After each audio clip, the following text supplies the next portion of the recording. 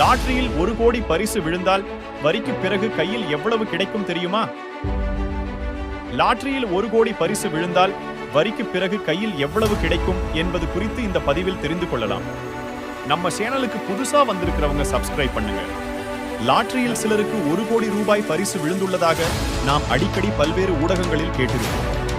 வருமான வரி சட்டம் 1961 நடைமுறைக்கு வந்தது.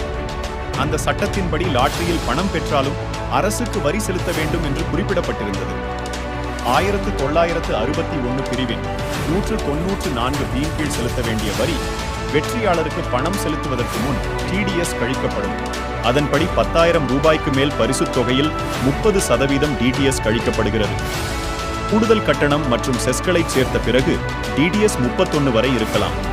லாட்டரி சீட்டில் பரிசு பெற்ற பிறகு இந்த வரியை செலுத்துவது கட்டாயமாகும். இந்த விஷயத்தில்